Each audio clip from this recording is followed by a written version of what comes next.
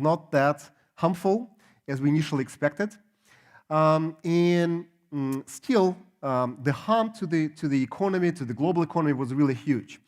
On the other side, so specific number is $22 trillion. $22 trillion over 5 years. That is the IMF, International Monetary Fund, estimate for the overall cut in growth of global economy over the next 5 years. This is a large amount.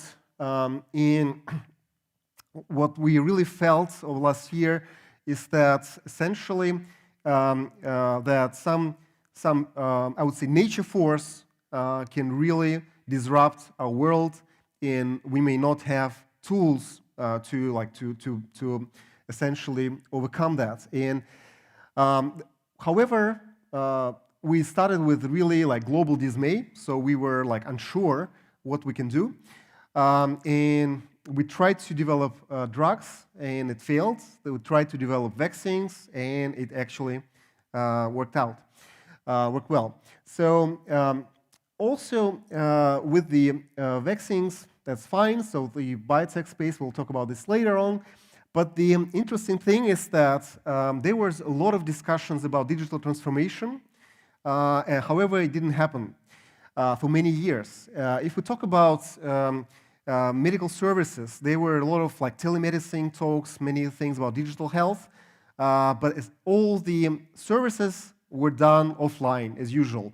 Just 10% were converted into online. And then just within few months, it was 40% services were done via online.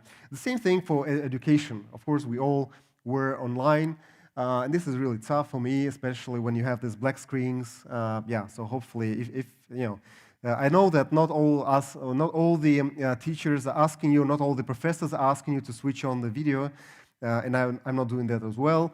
But since we are offline here, just switch your video, please. Anyway, the other thing was that somehow, if we talk about vaccines, there were a lot of traditional platforms to create vaccines. And it was amazing that in the short time frame, the traditional systems didn't work. So we had to switch to bioengineered platforms, which were never tested in humans at all. I mean, now the RNA platforms, and we managed to create vaccines within less than a year. As you know, that it takes normally over 10 years to create a vaccine. And this, in my view, this is the same thing. This is exactly digital transformation. So there were specific, once we did the genome sequencing of the virus, the prototype was created of the vaccine, and then we managed to deliver vaccines within a year. And already there are, you see here, almost 6 billion doses applied in the world. So,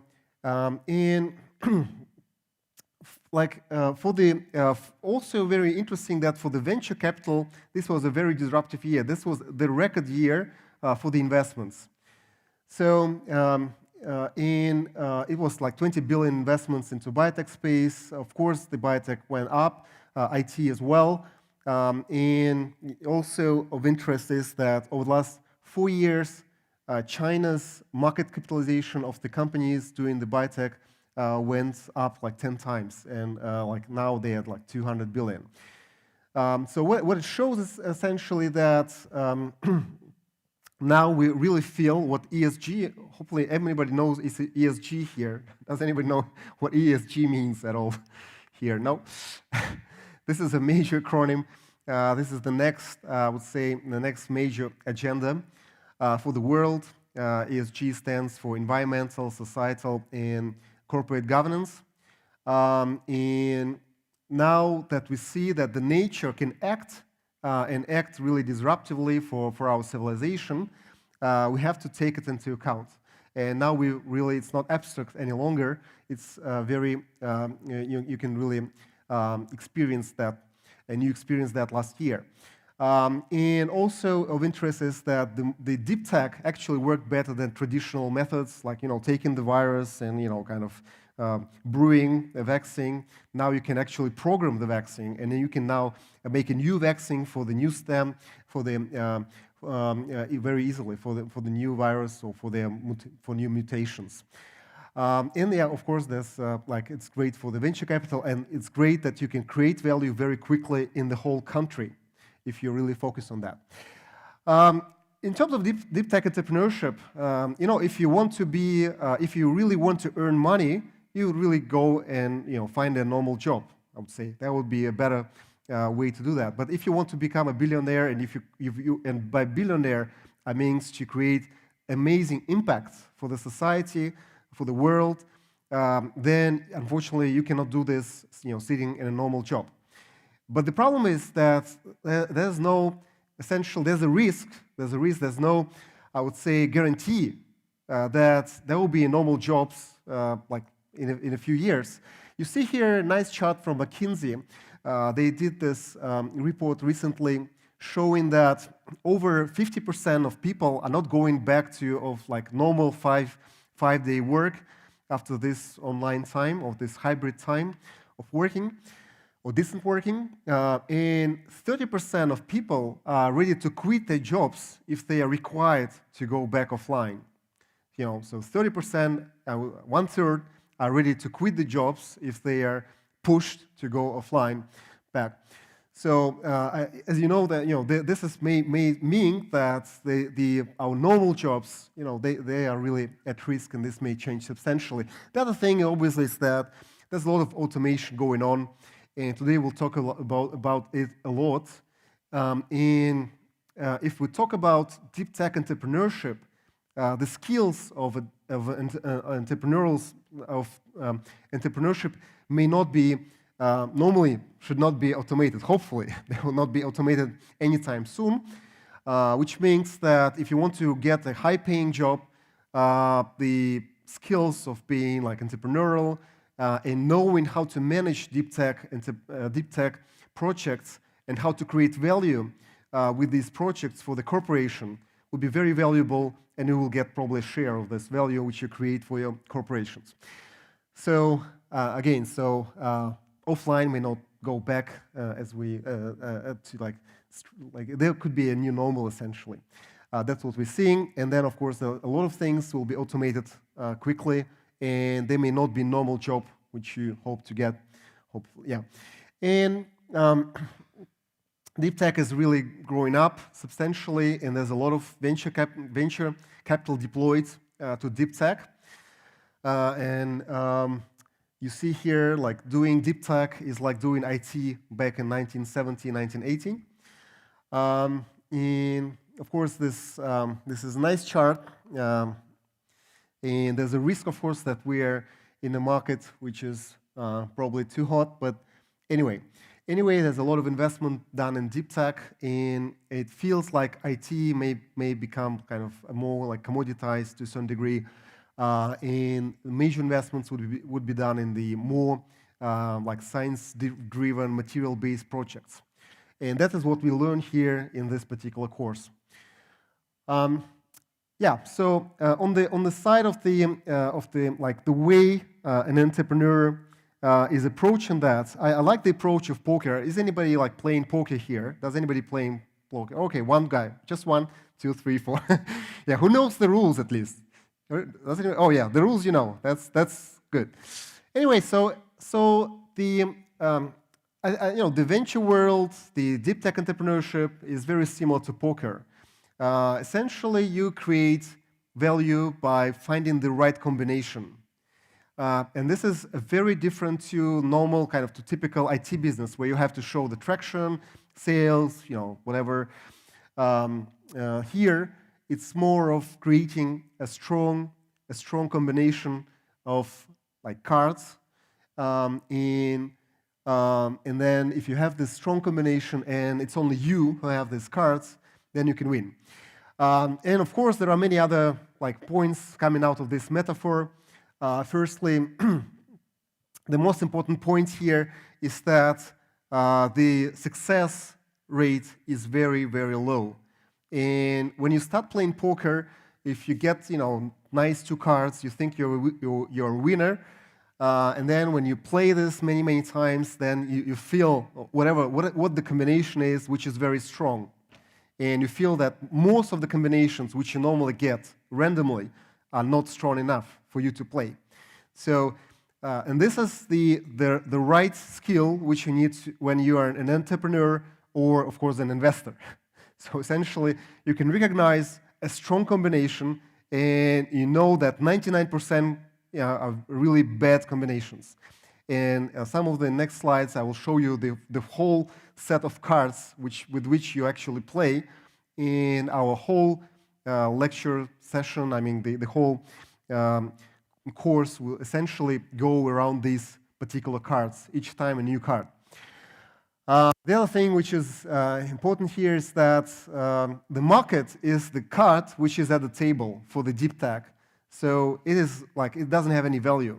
So when I'm seeing a lot of pitches, I see a lot of pitches who are coming and showing like tens of pages, showing me how the market is great, how it's growing, how it's profitable. Anything. This is totally useless. Especially if you go into a professional investor, he or she normally knows the market. And the question is, what cards do you have to basically to tackle this market and to grab a high share, a large share of this market?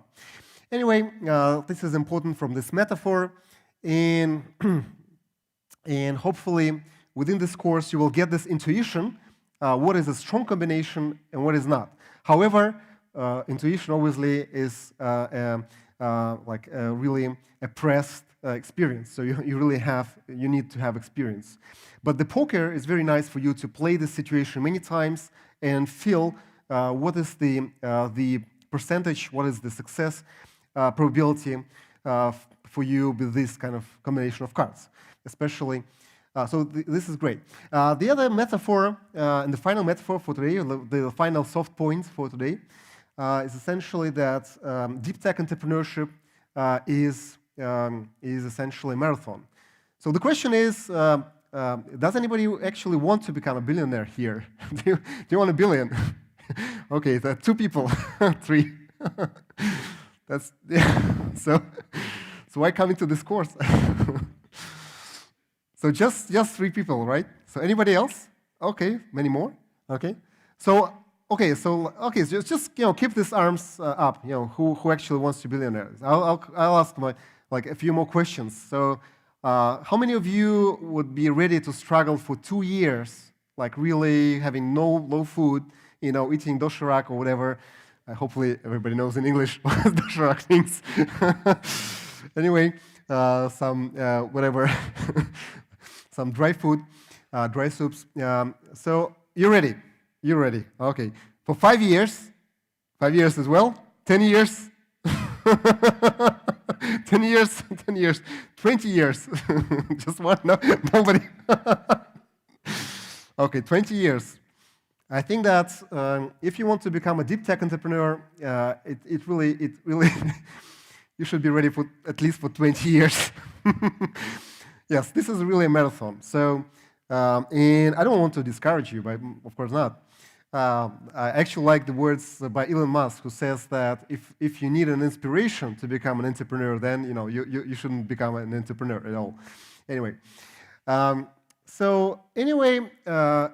strongly believe that if you are committed and work hard for 20 years, you will succeed, and you will run your marathon. You will be a billionaire, at least. I mean, you will be rich anyway. For 20 years, but the 20 years is a good distance. And whatever you do, essentially, at some point there will be, like, I call it gravitational force.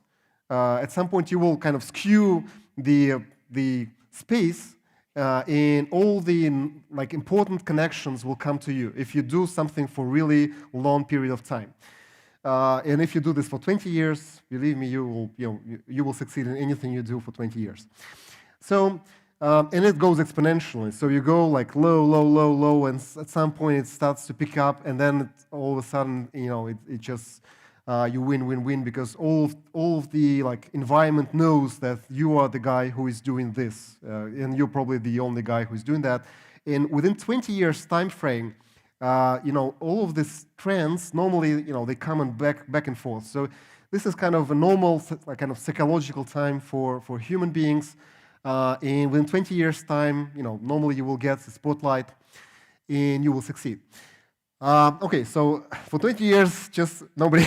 Okay, anyway, but get ready for really struggling for 20 years. And that means, by the way, that if you're going to be prepared to do something for 20 years, it means you should do something you really love and you cannot do anything else, right? So if you're if you want to earn money, do some money, then probably this is not the right way, because once you fail, first year, second year, third year, you fail, nobody believes you, and wherever your spouse is kind of getting worried about your mental health, and friends are coming to you and saying probably we can help you if you need.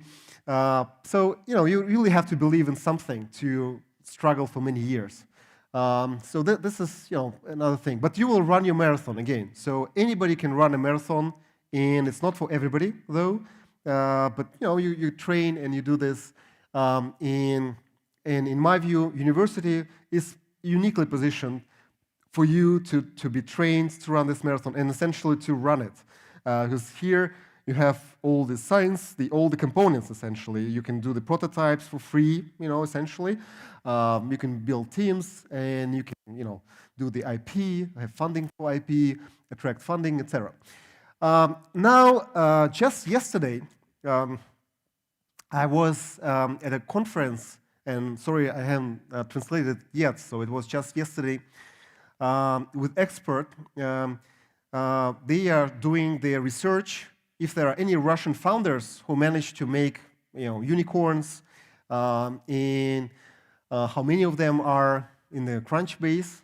This is a great database. If you have a unicorn and study it more, please put your unicorn into Crunchbase, because expert is taken from Crunchbase. They're crunching the numbers from Crunchbase, and they're attaching the kind of making the ratings of the universities.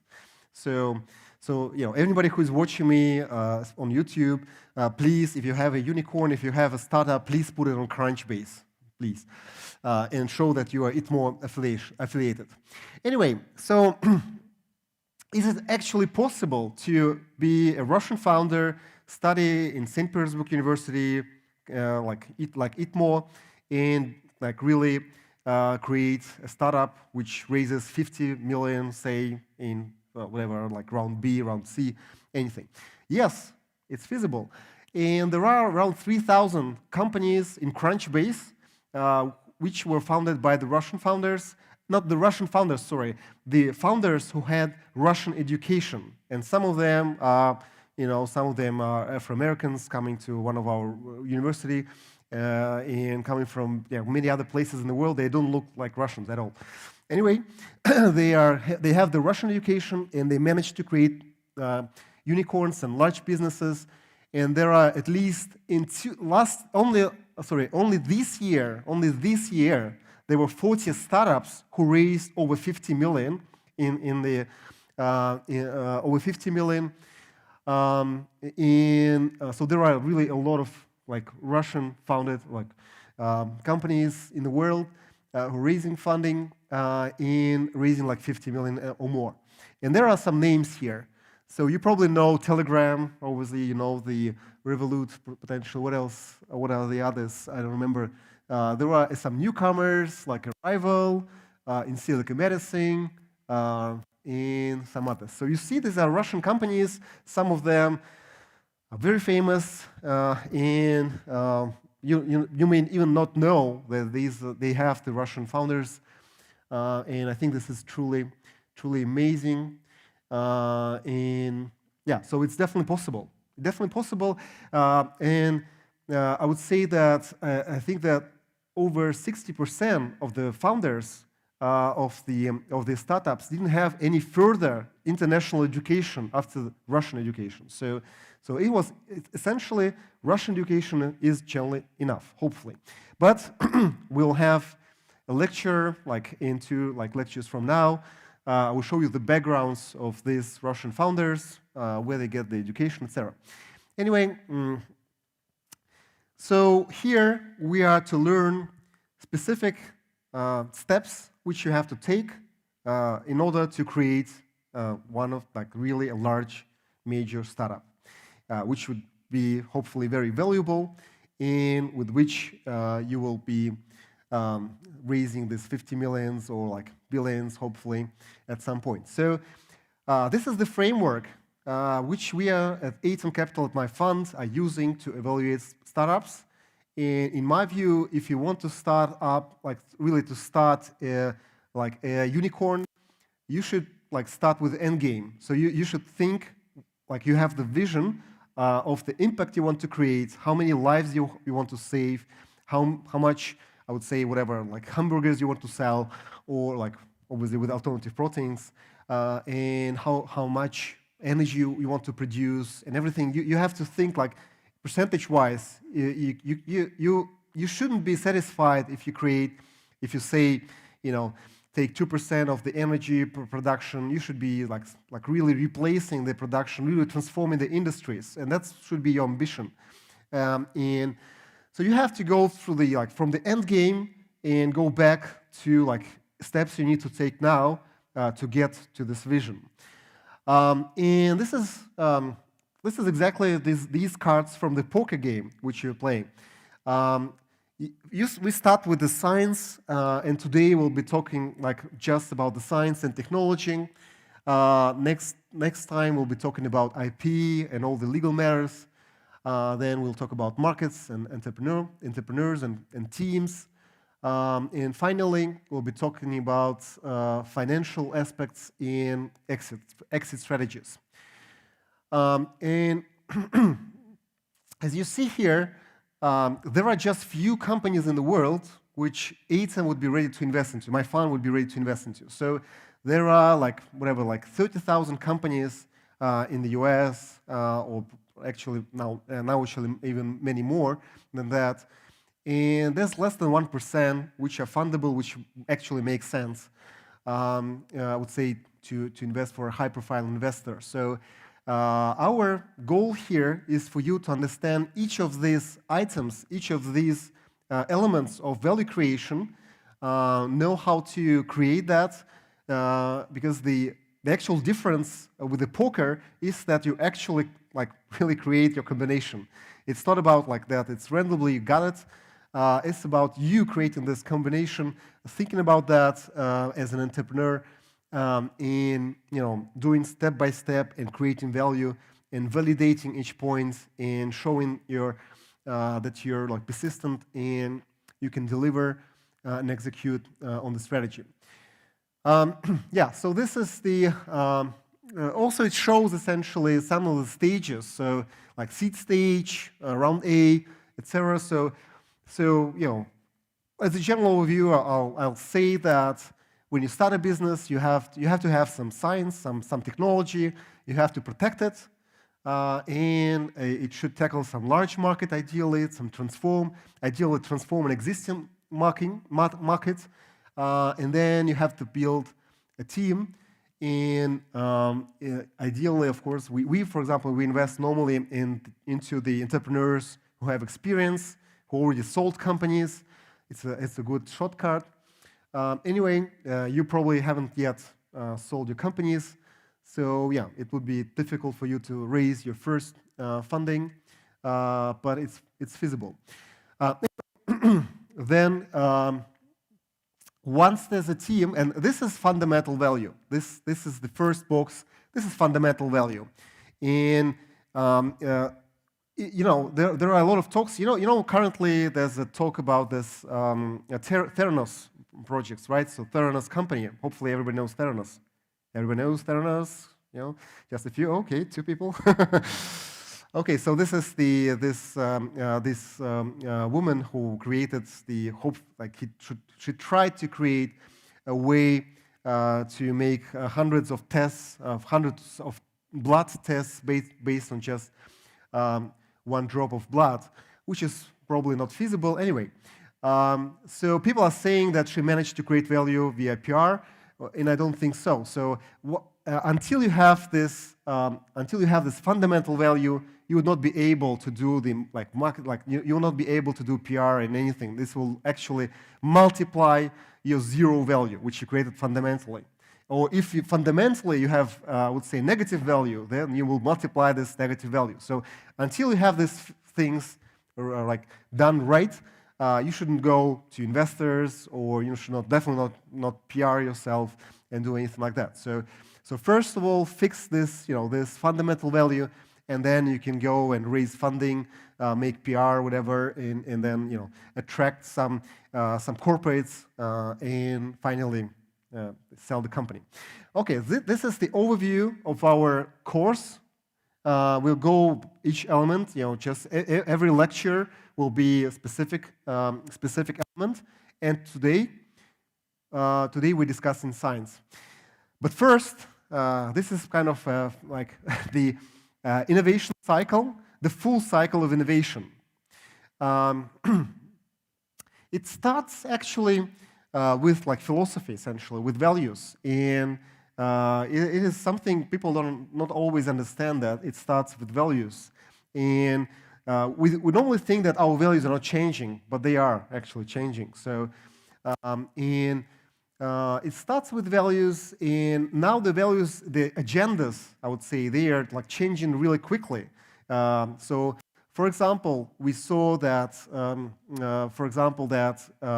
there's an agenda that, ESG agenda, environmental agenda, is kind of really now important, and also the equity of human beings and animals.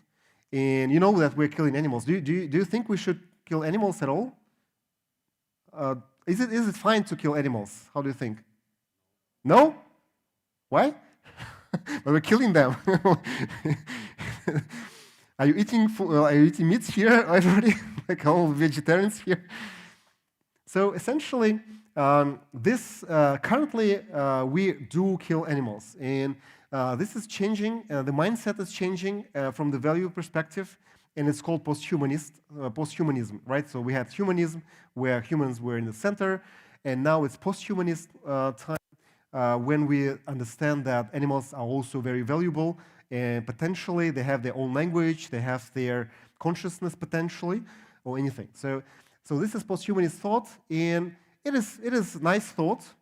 People are writing books about that. But then, from the science perspective, we're testing that idea, and we start creating the cell-based meat and see that it actually works. And from the arts perspective, we're also exploring that. And I will show you a few examples today. Anyway, as a deep tech entrepreneurs, we have to make sure that this is economically viable. All of these great ideas, we don't kill animals, it's great, but unfortunately, economically, it's not viable. And normally, the new values which are being created are in opposition to economy, in opposition to whatever, capitalism, to everything. So to the state. So here comes some new values, new ideas that now we don't kill animals. Okay, and then all of a sudden, if we manage to create a hamburger which would be cheaper or the same price as the normally grown hamburger, then economy would absorb that and would say, this is great now, this is a great idea. And then economy would be transformed. And at some point, the state would regulate that and make sure that there will, no animals are killed anymore. They would require to use cell-based or plant-based food, plant-based meat, etc. I actually think that cell-based are more exciting, and we'll see more of the startups later on.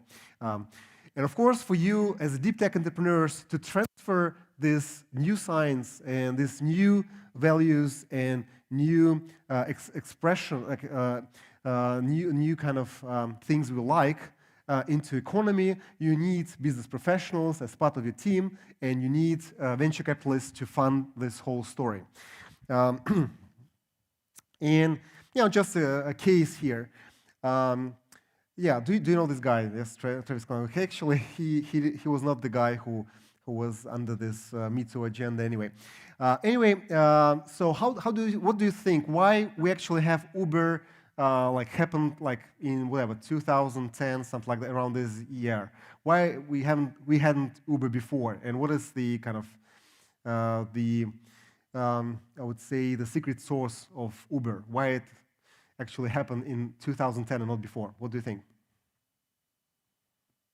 Yep. You know the answer probably. No? Oh, well, I don't hear you. Where you are?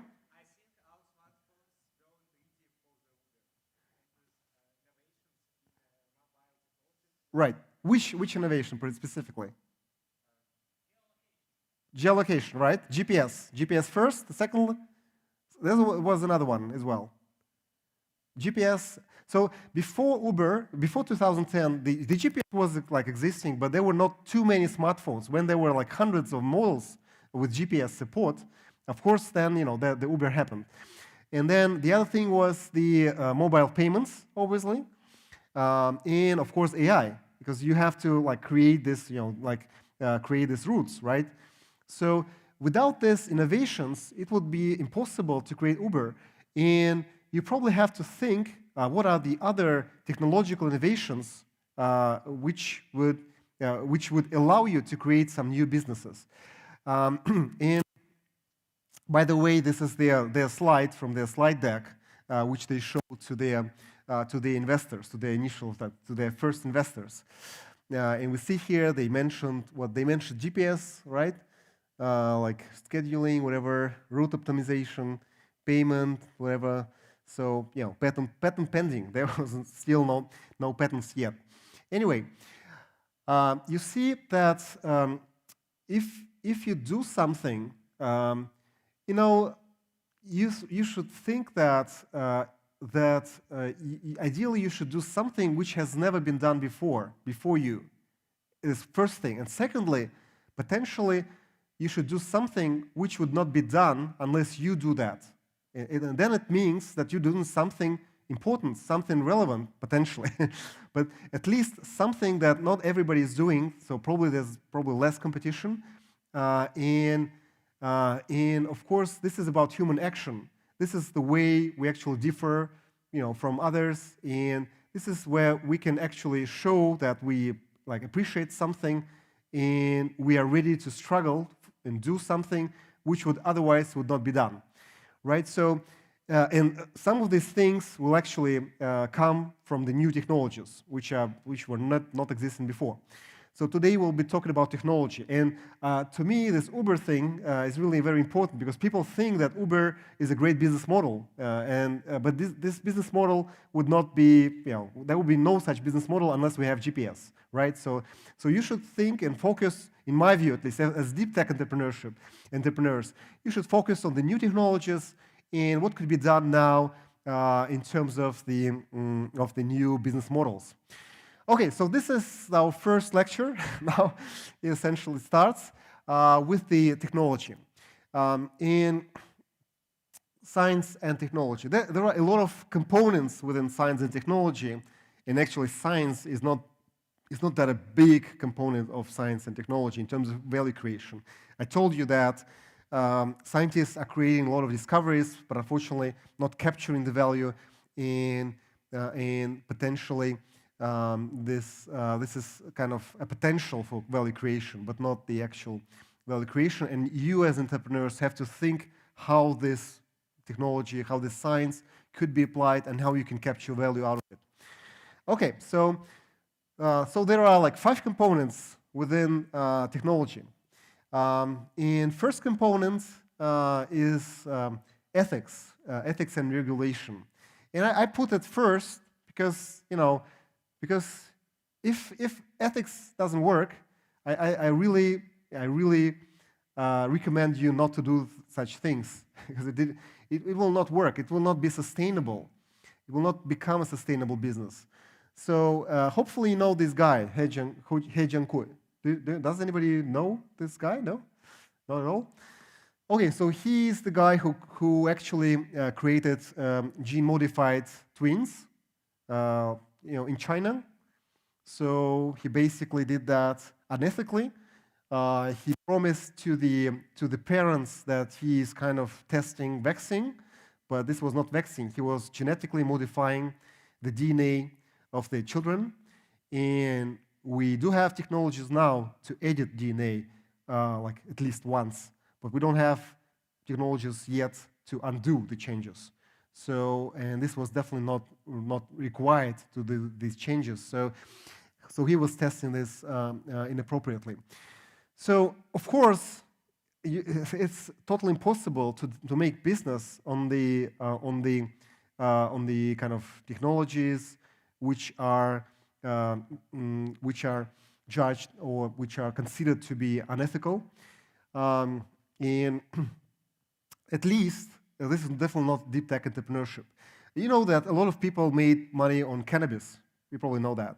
And cannabis, I think that the medical part of it is great, and this would definitely find, actually it is being used anyway. But the problem with that is, I'm talking now not about even the your kind of perception and your opinion about that. And we all have opinions, right? But I'm talking about the society. If society perceives that as unethical, I would not recommend you to do business in this space until the society changes its mind. And you may be kind of somebody who would disrupt the changes, but this is a different business. This is not deep tech entrepreneurship. This is kind of, you could be, Greta Thunberg or whatever, somebody else, or if we talk about deep tech entrepreneurship, then there's one risk that the government would just at some point would ban that, as was the case with Telegram, with blockchain, with anything. With the cryptocurrencies. So there's this one risk which will just destroy your business to zero, and we don't invest into such things. It doesn't make any sense, and I would not recommend you until this is approved and it's fine to do things like that. It's perceived as ethical by the society to do business in this regard as deep tech entrepreneurs. Okay, so we'll talk about regulation a bit more in our next lecture when we talk about legal aspects. And the other thing is digital transformation. Probably a lot of us heard this, digital transformation. People are talking about that everywhere. What it is? Digital transformation is not new technologies. It's not computers everywhere. It's not the, it's whatever. So it is totally different. Digital transformation is about changes in business model, business models. So we're going now through step by step through the kind of specific phases of digital transformation. And each business actually transforms with these new opportunities coming, with the new enabling technologies coming. And I would say that, okay, let's first look at this slide. So essentially what it shows is, let's look at this Uber example. So before, there was no internet. You have to call people to have a lot of very pleasant discussions about, about the car, about the timeline, everything. It was a great time. We talked to each other, helped each other. It was an amazing time. And I'm kind of nostalgic about that. But then here came the web, and we have the sites. Now you can go on the website, and you have the phone, and you can call it again. So you can do the same. So nothing really changed. No business model changed. But now you can search for essentially for the web. But then came the electronic business, e-business, like e-commerce, where you can actually make transactions online, and you can book your car, you can watch where it is, or you can do this on the website. And this was very unusual. But then, and then you can actually pay for the car on the website. And then there was mobile banking, etc. So, and finally there was digital marketing thing. Digital marketing phase was with Facebook, with the Booking.com and many other projects, which allow you to go and talk with really a lot of potential service providers and choose the best one. And this is of course amazing. We all use the marketplaces. Everybody here probably. And there was a lot of value created. So it really helped us to make many more interactions with the businesses to choose. So they choose us, we choose them. So it's really great. And there was a lot of value created. So here we have this social networks, big data, business intelligence, etc. So many new enabling technologies were helping with that. But now it's too late. It's already done. You should remember that you don't do things which have already been done. And these business models are already done, and you can try and build some new social network. You can try and do another booking.com, another marketplace. But in terms of value creation, this would not create as much value as those people who did that like 15 years ago. Now you see this black triangle, which says there's a radical shift. Now we have things come into play. Things and now in terms of the cars, you have this, you can share the car, and you don't interact with people, you interact with the cars, you choose the cars, and this is amazing. Then of course you have this smartphones, AI assistants, etc. So this is the first things where we start to work with the things, and there are many more things coming, and they all are connected to the clouds and do some analytics, and that's amazing. And they create new value for us, and we will show you some more examples here. This is all based on sensors, 3D printing, and smart machines which are connected to the cloud. And this is all called Industry 4.0. You probably heard this term, Industry 4.0.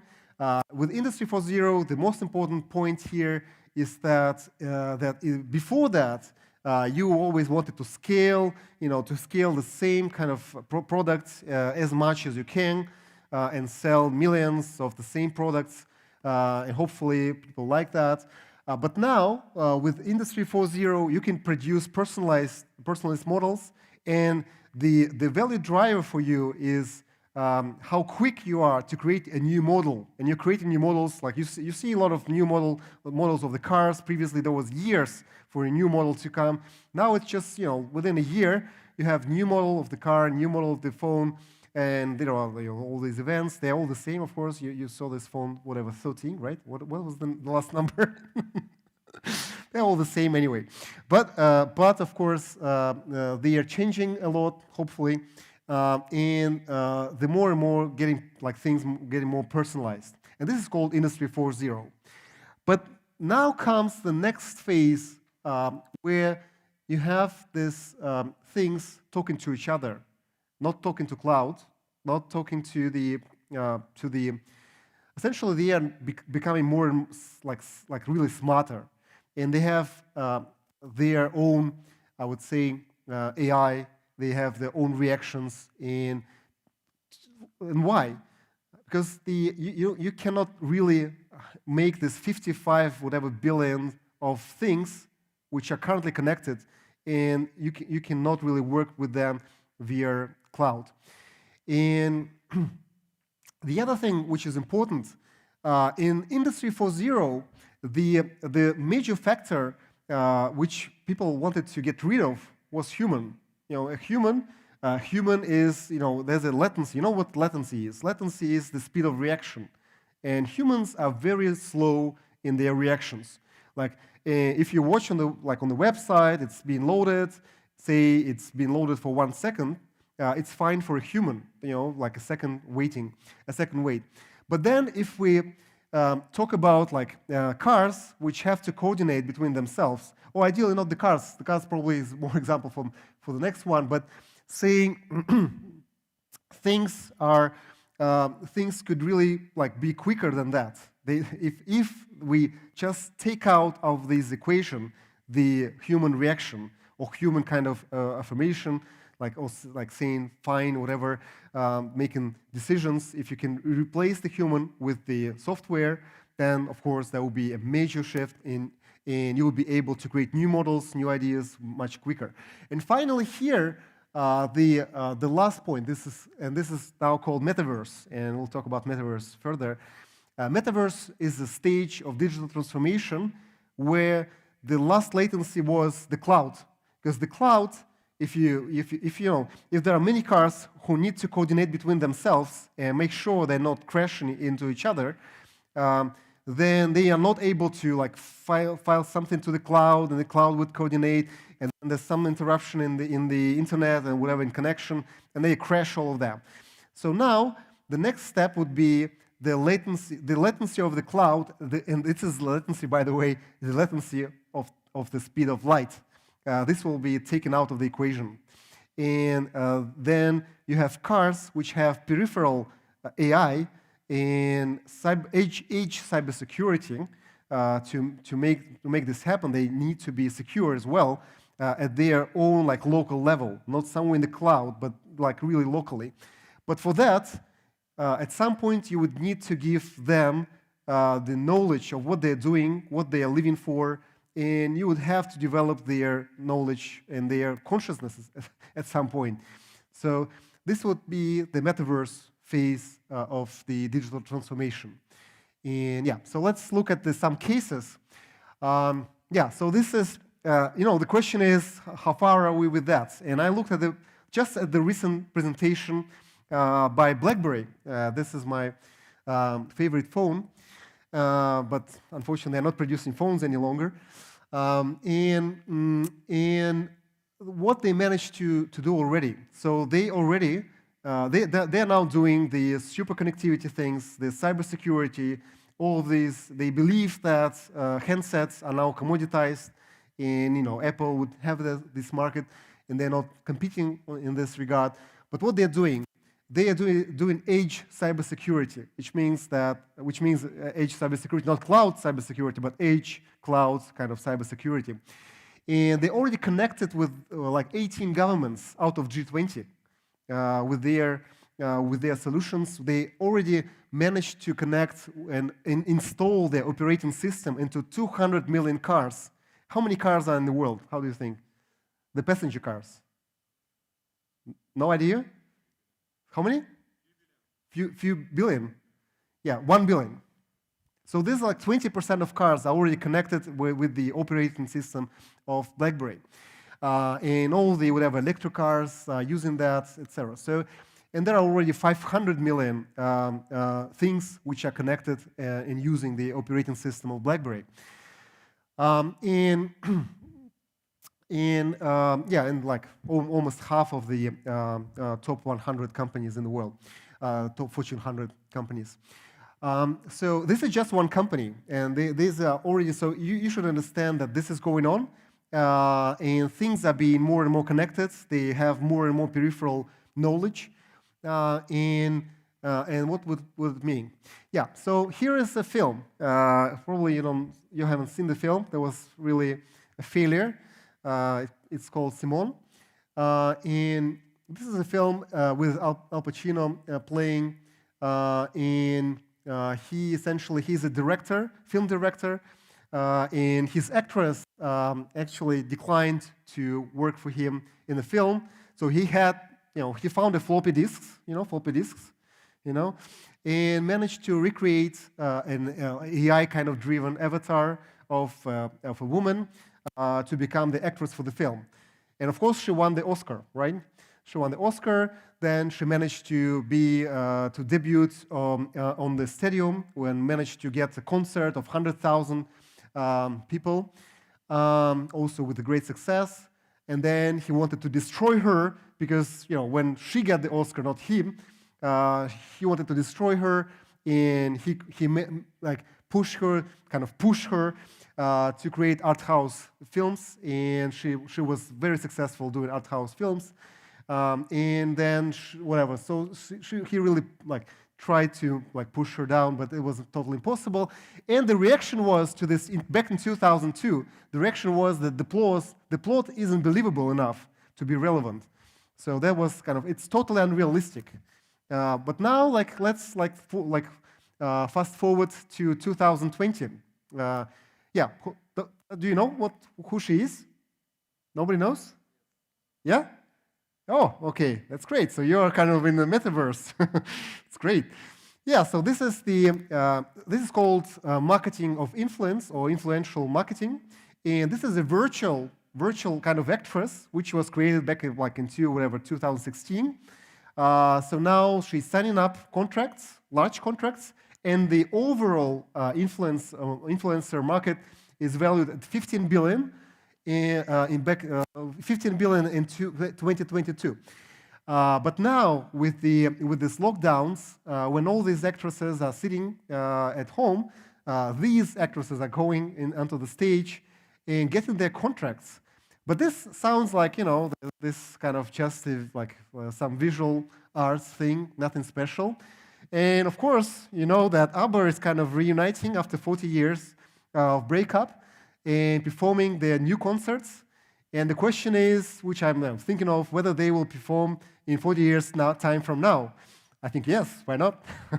So now it's feasible because they are now like digitally converted and we know them. And of course, Al Pacino now in 15 years from the Simona, which nobody believed that this is feasible, he's now running with a younger version of himself in a film, fully captured with all of his whatever actor like mastering and everything. So he's old here, but you know that in the film he's actually like runs very young.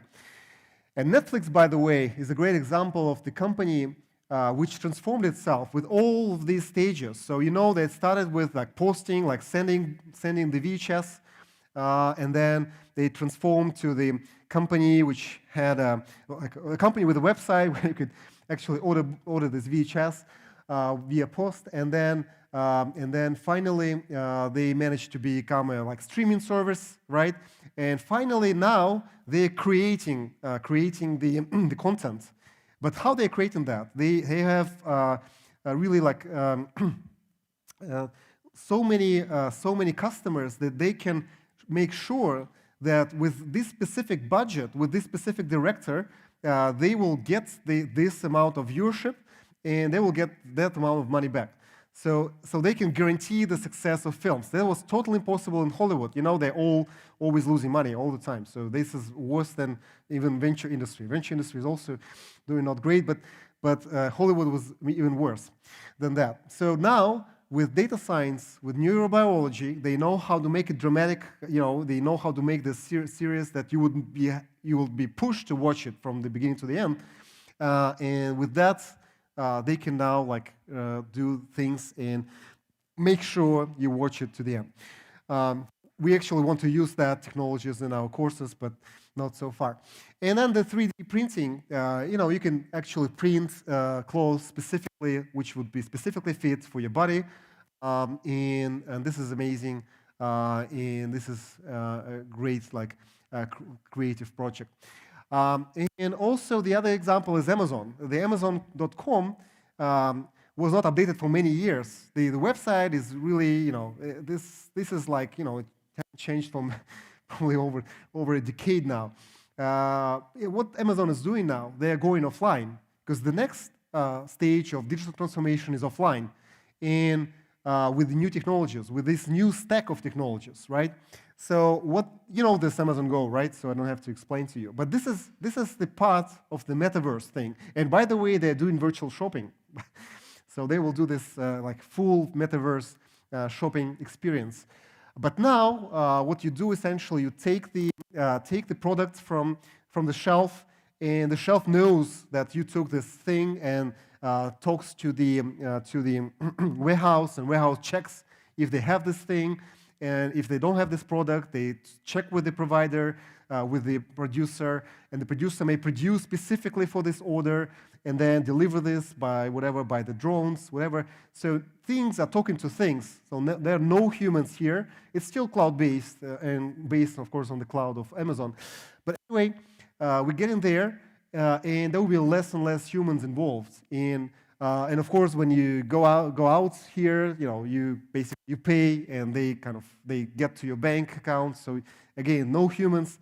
And you can imagine how many humans currently are being employed here. A lot of humans, a lot of documents going back and forth, all these documents, money, like going, because there are all of these companies are different. The producer, the warehouse could be different.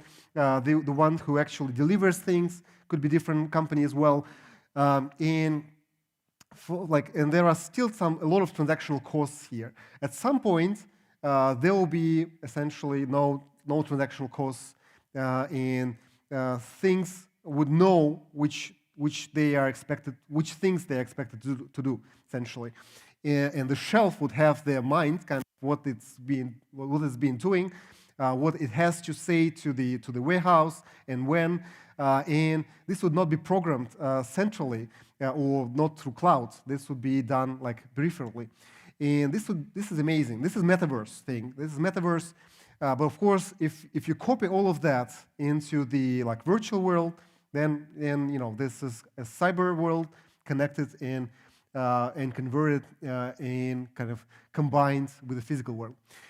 And finally, of course, my great example of Neurolink, which I really love, where you actually digitalize the brain, the function, and you can simulate, you can write things to the brain, not just read things from the brain.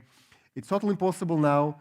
You cannot actually do that with the current state of science. But of course, there's deep brain stimulation. Deep brain stimulation means when you actually put electrodes into the brain, and it's already working. There's neuroscience involved, nanomaterials.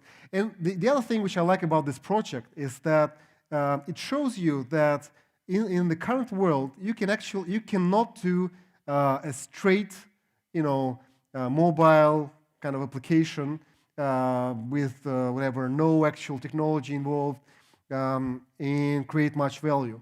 And they are all transdisciplinary projects. So you have to know neuroscience, nanomaterials to put these electrodes into the brain, robotics, because you cannot do this as a surgery. You cannot do this with humans. So, and of course, you have to understand how the data science work here. So, so in deep tech, all the projects would be transdisciplinary, very technologically kind of advanced, and with that, you can actually create value. And this is finally the metaverse. The metaverse, I don't know if you saw this project. So it doesn't make much sense. So I mentioned to you that humans will become more and more expensive. And firstly, and secondly, the latency is huge. You would prefer not to use humans at all. And we believe that we are very unique, and what we're saying, our choices are very different, and you cannot replicate our choices, especially if we talk about creative things. But at some point, like this year in April, I like the case that they issued the 4 songs by the Club 27. You know Club 27? Doesn't know Club 27? Okay, good, okay. Good. Yeah, so Club 27 is the list of the great musicians who unfortunately died at 27. So they managed to create songs by Jim Morrison, by Amy Winehouse, Jimi Hendrix, and Kurt Cobain. And these are great songs, by the way. These are great songs. So they managed to replicate the creative choices of people. So it's not just replicating the body, not replicating some physical like appearance and like visual pictures or videos.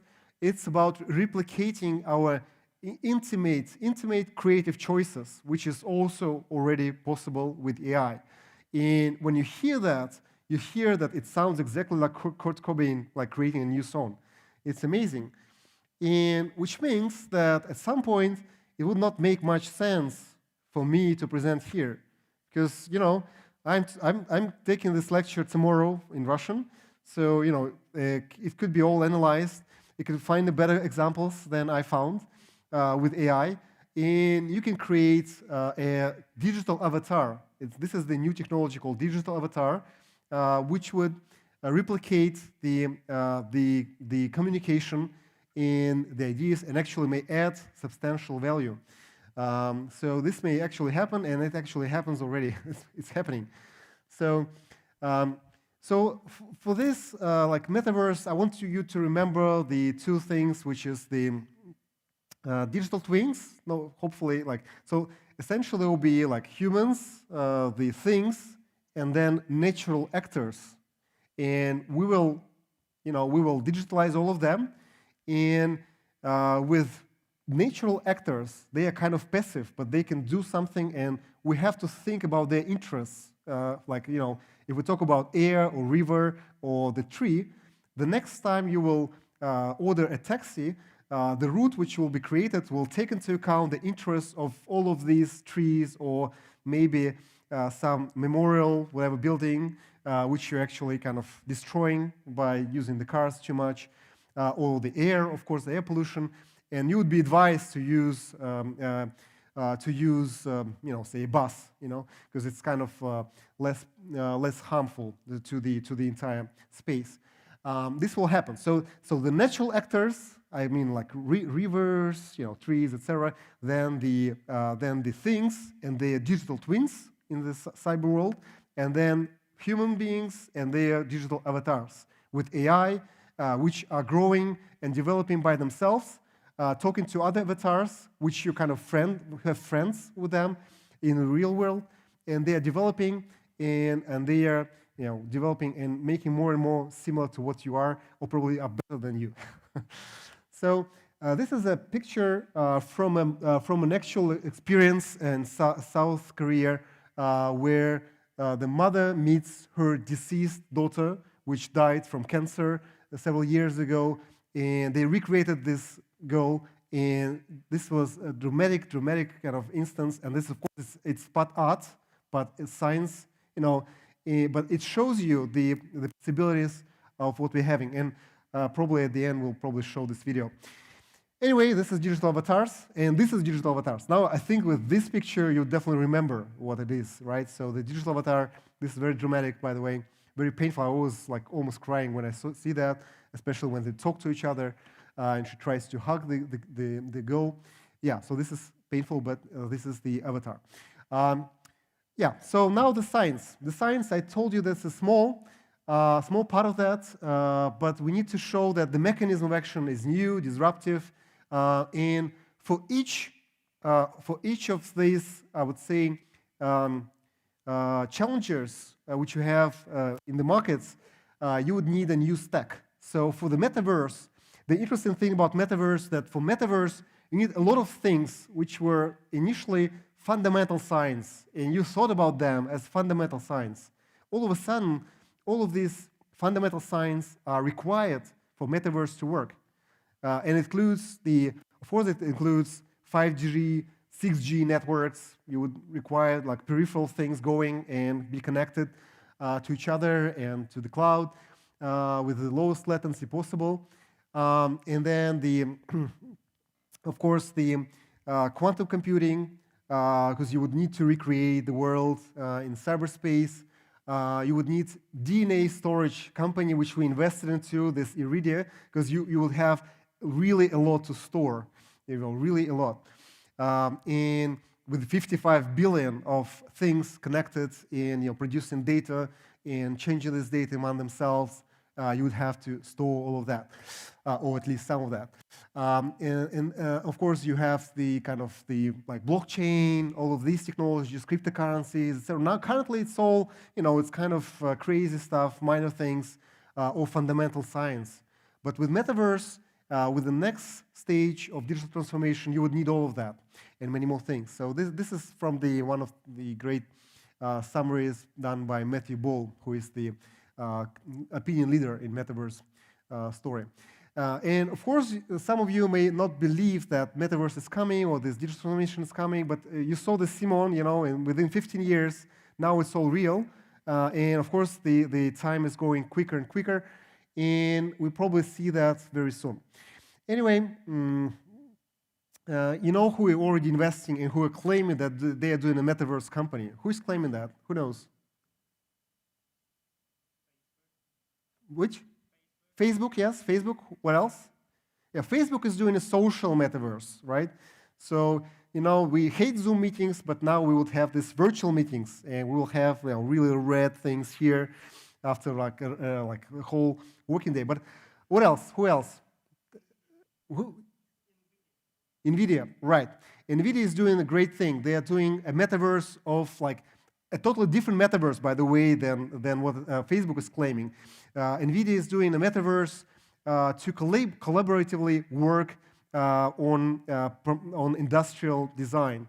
So essentially, you can recreate the whole plants, and you can simulate things like with the so-called distributed AI, and see how it works, and it all will be real with all the physics involved, etc.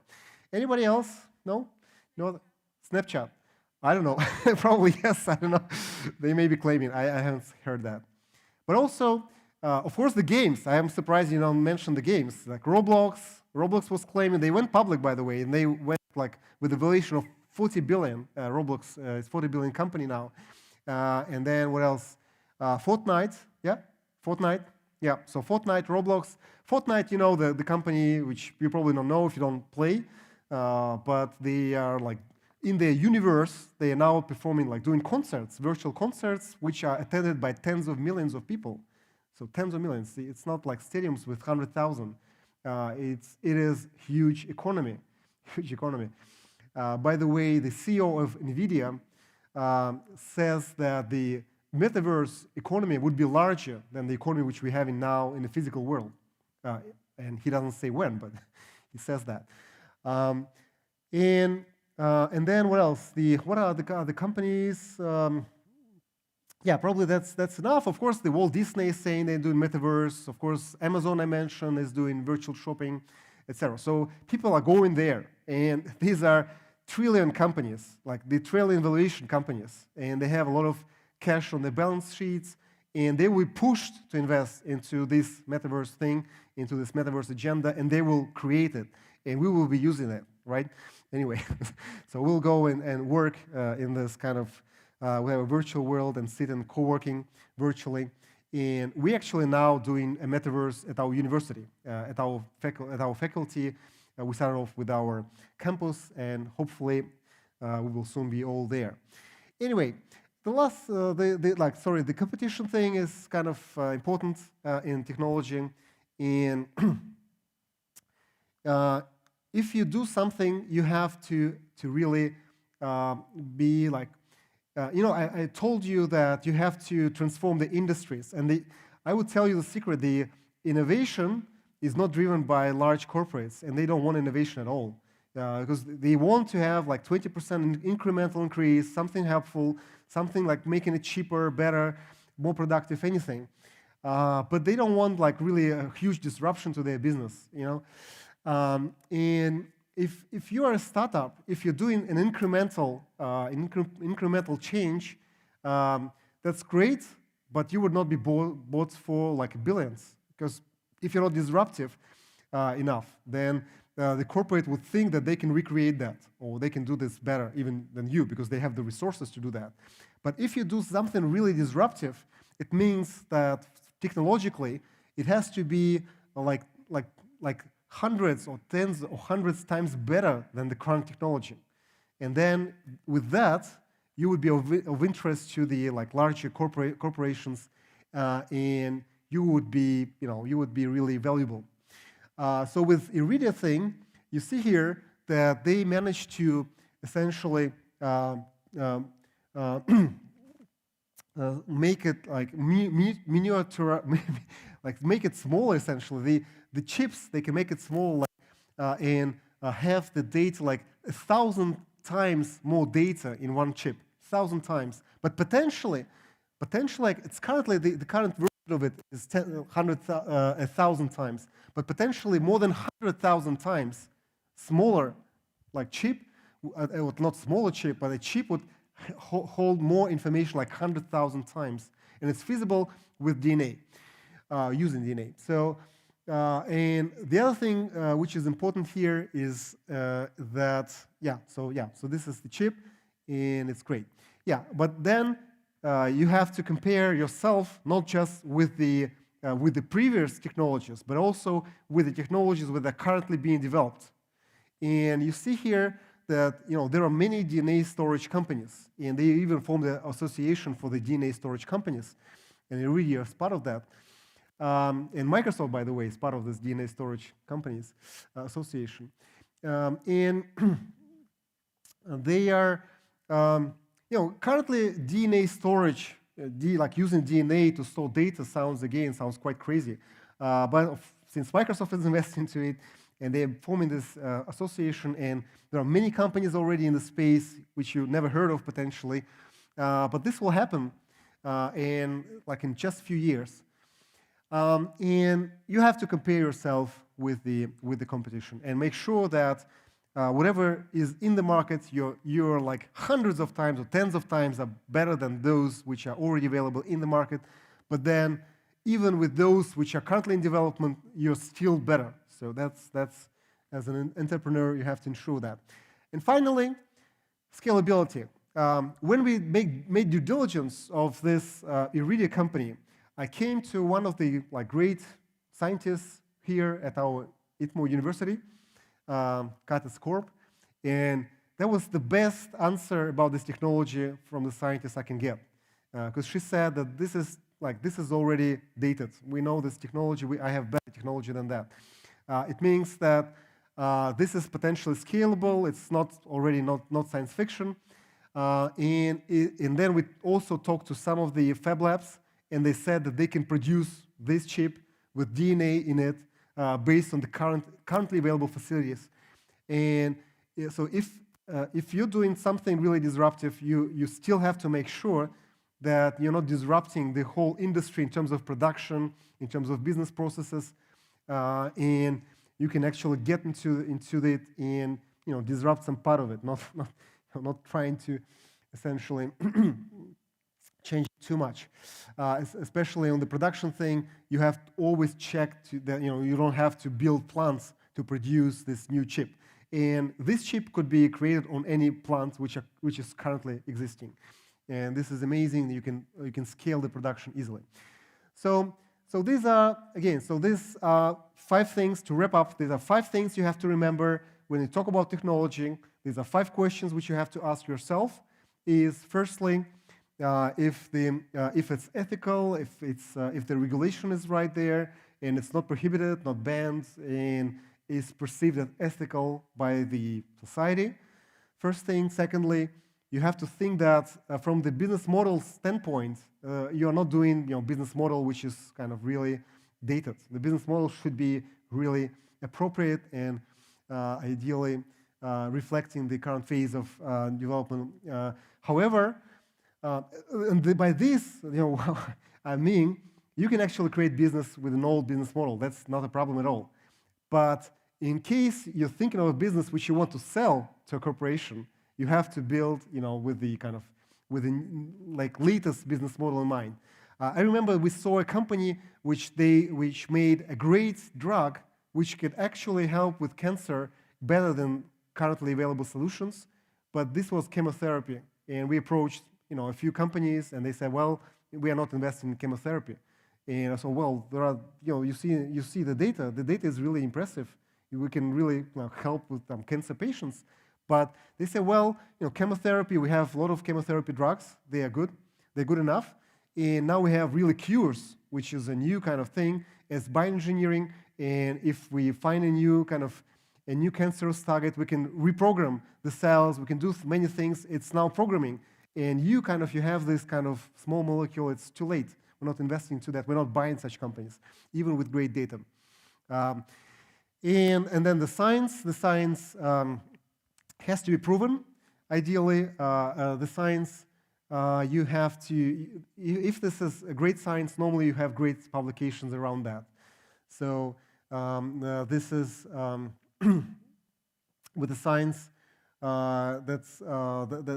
you should prove that by publications normally, but then, of course, by experiments you do by yourself, some proprietary experiments, some proprietary data you have, and of course, hopefully, it's patentable. Competition, you have to check that, I mentioned to you 2 things. You have to check with the available solutions and then whatever is in development. And scalability, you have to think where you would produce that. And this is a very important question for deep tech entrepreneurship. Okay, now about disruption. I mentioned to you, you should think about the end games. And just to make it a bit more interactive, I'm kind of wondering, what do you think is an end game? What is the final final goal in life sciences space? What do you think? In life sciences and medicine, what is the goal, the final goal, the end game? Immortality, right? Immortality. So radical expansion of health span or immortality, I think, is even better. Okay, okay. And I would mention another one in life sciences space. So immortality first for the human beings, and secondly, creation of life, of like programmed life. Whatever you want, you can program and create. So these are two end games for life sciences space. What is for food tech? Sorry? Eradication of hunger. Yeah, so eradication of hunger, for sure. That's 100%. But technologically, how do you do that?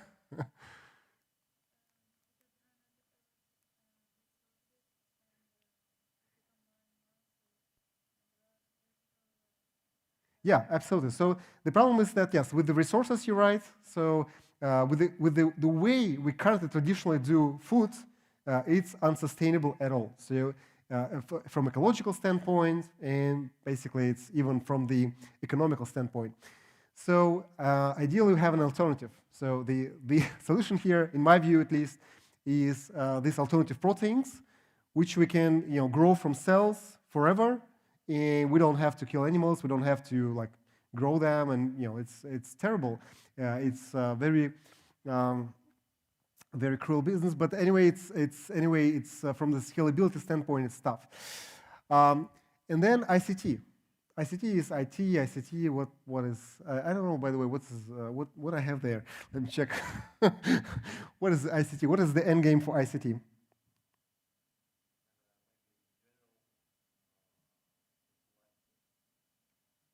Yeah, I think this is great. General AI. General AI is it's better. Your answer is better than mine here. Okay, yeah. General AI. I think it would be great, like solution where we have the AI which behaves, which thinks, which creates, and this would be the end game of the ICT space. Okay. What else? What is the next one? EdTech. What is EdTech in space? Educational technologies. What is the end game of that?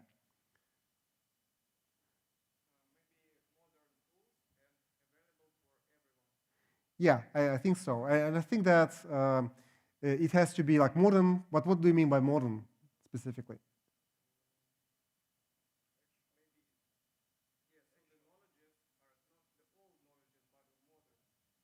Yeah, so there will be no lecturers like me, no professors. Yeah. So what do you mean by that?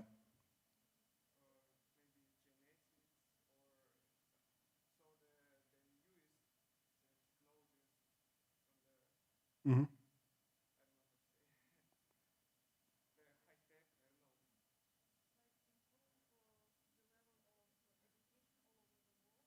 Yeah.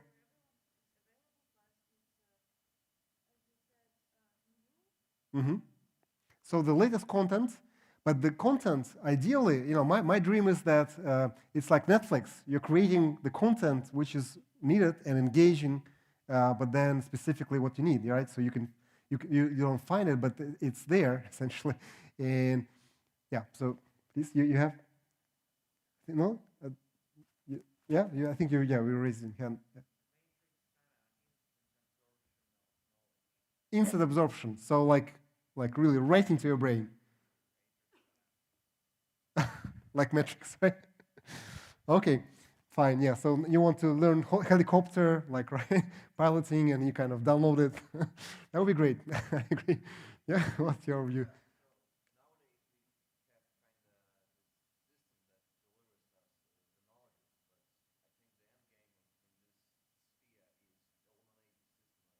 Mm. Okay. So kind of directly downloading. Good, good. I like that. Okay. I didn't have that, by the way. And print electronics. Well, I know. Does anybody know what print electronics means? Print electronics. So it's like it's essentially electronics which you can print. So that's it. So you can print, some ideas in, some logic behind, like on the drone, and it will do something, and you can print this whole logic.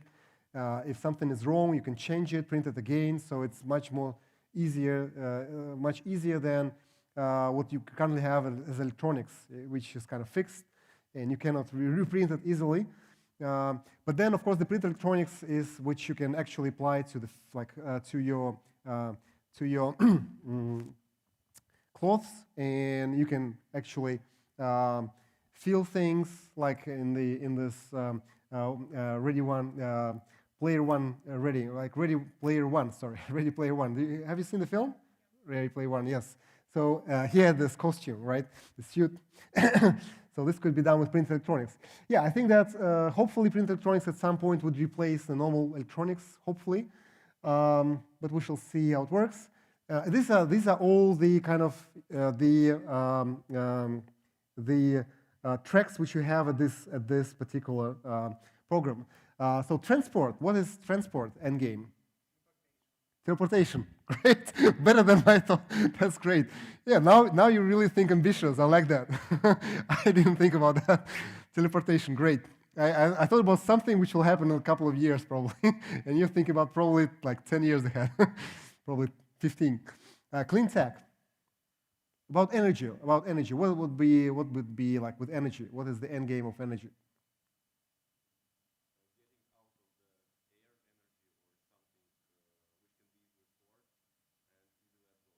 Mm-hmm. Any harm, right?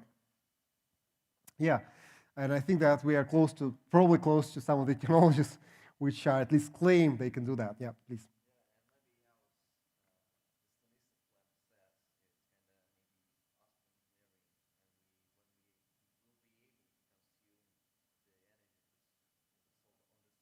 Mm. Mm-hmm. Yeah, so alternative energy, hopefully, we have it. And hopefully, yes, we have energy like as much as we need without any harm. Yeah, so hopefully this will come. And then what else? The space tech. Space tech. We actually have here our managing director for space tech at the university. So what's the end game? Yeah, Dmitry, please. Yeah, so what's the end game for space tech? How do you think?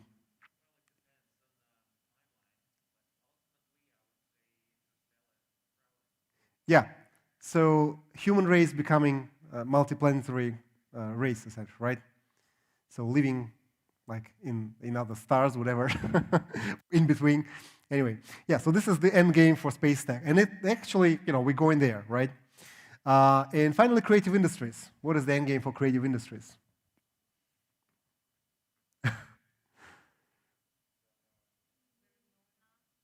None? Probably yes. I don't know.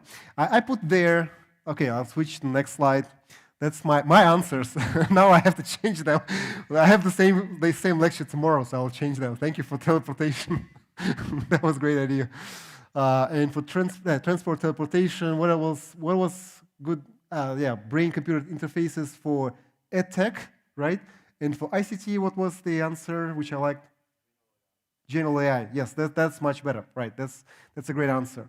So yeah, so when we think of creating businesses, we should think about end games, and we think that this is the end game, and then from that point we go back and think what is the technology stack which is needed for this end game to be delivered. And then we would expect that these technologies will actually, at some point, will develop and will be developed and will exist.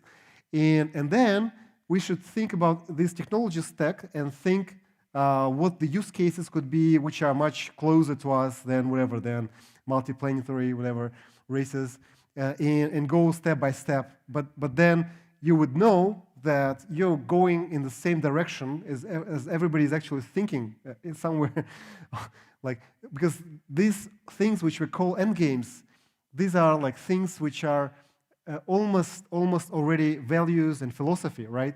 General AI, what it is, general AI, what is this brain-computer interfaces, etc. This is already coming, you remember my picture, like coming from the left, somewhere in the left, and now arts are working with these topics, and now the science are really fundamentally working with these topics, but at some point they will become reality, and we should think of use case scenarios for these technologies, for these technological stacks in the current economy, and potentially build businesses around that. By the way, you see they are kind of not fully kind of aligned, and I am as a perfectionist. If I do this means something. So you see this kind of not aligned. So why they are not aligned? This kind of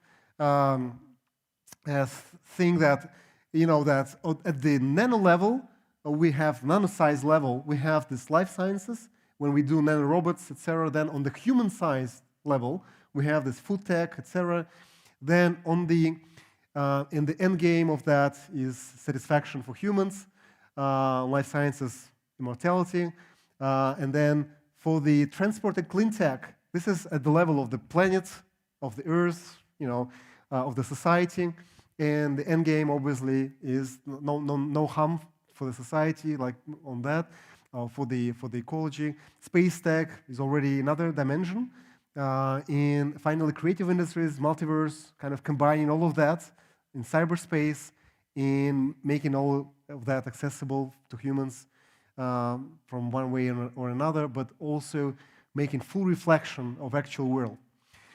Yeah, so this is the kind of way to structure that and to think where you actually want to innovate. And I told you that in order for you to do something really major, you have to really love the thing which you're doing. So you think, whether you want to save lives, whether you want to save trees, whether you want to save whatever, human race, or you want to explore space.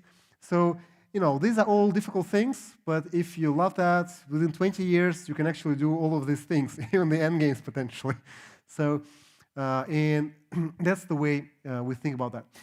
And one almost final point here is that it's amazing that these deep tech things, which are really like really sound sci-fi, like science fiction now, from the capital perspective, they are not really capital intensive. So to create another Uber, you would really need billions of dollars, right? So to create another Facebook, whatever, it's impossible. So whenever you do something which is marketing driven, you find a way that you have the LTV, the lifetime value from your client higher than the cost of acquisition, the acquisition cost for this particular client or whatever, and then you have to fundraise and you get really billions of marketing to get to network effects, right, for the IT business. But in deep tech, somehow, if this Iridia, if this chip actually works, then the chip would be worth billions. And in order to check if the chip actually works, without any sales, by the way, so there will be 5 people in the company, or 10 people, or 20 people in the company, and the company would be valuable with multi-billion valuation. And for them to create this chip, they probably need 50 million or less. 50 million or less. And this is very easy to fundraise in the current markets. And it doesn't really matter if you come from Russia or from any other country, you can raise 50 million. It's not easily, but if you have great science, it's scalable, it's differentiated, and it is really breakthrough, and it's still proven, and then you can actually attract funding. And here on this chart, this is really difficult chart anyway, but you see here some of these new materials, new energy, whatever, photonics, new space here. You see that the initial amounts of investment at different levels, especially at at the early technology readiness level, so whenever early investments, the amounts are very, very small. They tend to be hundreds of thousands of dollars, almost nothing. And then, of course, in the next round, you kind of raise further, but you still raise not too much, essentially. You raise something which is feasible for any of you to raise in the world, in the US, in Europe, even in Russia. So what I'm showing that from the capital and standpoint, doing deep tech entrepreneurship is potentially more viable for some of you, especially if you're not like a Stanford guy with great family, and so you can be a dropout and raise whatever hundreds of millions and have great safety net, etc. So if you don't have all of that, then if you have great science, which you can take in our university, you have great plan, you have great idea, and it's really disruptive, and you have elegant way how you use science, then you can fundraise this first whatever 500,000, half a million, and then raise another round for like a couple of millions, and then raise whatever 50 million, and with that you would be ready, and you can create a lot of value, like really billions of value within a really relatively short time frame. Okay, so thank you very much. This is the last slide. Sorry, this is the last slide. This shows you the market capitalization. So this is the value in the world. In half of the value, or almost half of the value, is the United States with $30 trillion in market cap of their companies, which are public in the US. There's also Russia somewhere here. Let me check. You see it, hopefully? Yeah. So yeah, it's here. So this is like 500 billion market cap for the whole country. It's obviously, how much is Apple now? Do you know? 2 trillion. Yeah, so it's 4 times, the Apple is 4 times Russia, anyway. So when you think about that, if you are here in this audience, and you actually, I hope you will, at the end of this course, you will understand that you can actually make a 1 billion company, unicorn. If all of us, each of us, I would say, create a 1 billion company, you can create a lot of value for Russia, you could create value which would be visible, and it would be like a real important contribution to the global value which is being created. And of course, these people who actually create value, who create these companies, which would never be existent without them, like even Facebook or like SpaceX or whatever. I really think this is the really great human action that they are doing, and it's actually human action, because they are doing something which nobody believes in, and and nobody would be doing that if they were not doing that themselves. So. Yeah, so I wish you to be here somewhere and to come up with an idea. We have tomorrow at 3 p.m. at Tchaikovsky campus of ours, Tchaikovsky 11. We will sit and discuss what is your idea, which really drives you, and which makes sense that you would be ready to spend 20 years, 20 years of your life to deliver and to make sure that this is a great, at least a billion company, hopefully a trillion company. Anything is possible. So I invite you to this event tomorrow at 3 p.m. Thank you so much. Hopefully you understand now the value of technology and science. Thank you. Yeah, and now I'm ready to take questions if there are any.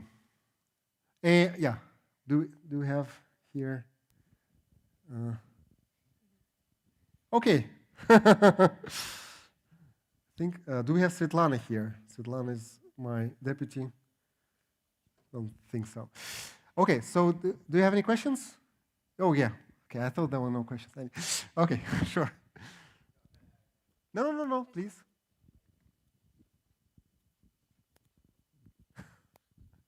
So yeah, you told about that we have to be ready to spend about 12 years of our life, yeah, or 10. Yep. So to make up such companies. So, but what about the companies that start with something small and step by step make really disruptive technologies and capitalize them? I mean, such as Google. Yeah, they start as a search engine, and then nowadays they developing the what's that? Computing with lights. I forget the special word for that. Amazing AI thing, I mean, which is everything. Yeah. What's that? Quantum computing, right? Quantum computing, right? Yeah, Right. yeah, yeah, Sure, yeah. sure. So what do you think about Yeah. So I think that I actually watched Peter Thiel talking about that just yesterday. I love Peter Thiel, by the way. He's a great investor. He was one of the first, I think actually he was the first outside investor in Facebook. And he invested half a million and became a billionaire out of this half a million, which he invested early into Facebook. And he invested convertible. Um, and he said that when you start your deep tech business, you should find a niche where you can actually own the niche, like ideally like 100%, but probably more than 50%, whatever. So you start with that, and then and then you kind of explore further. And he actually mentioned that this is a problem with investors who would look at you and say, well, the niche is so small, how can this become a valuable company? But those investors who are smart enough to think about that, and they would understand that you train yourself, like you kind of mastering this whole niche, you're not pursuing this trillion market, but you kind of really own the market in this niche. Then, if you're successful, you will be able to grow up and go further into other areas, right? Yeah. But the other thing, which is also kind of a potential track, why not starting an easy business, right? Why not starting kind of a retail business, sell something? Yeah. Why not doing T-shirts? Like selling T-shirts, getting some cash flow, and then trying to do some deep tech business. Why not struggling at all?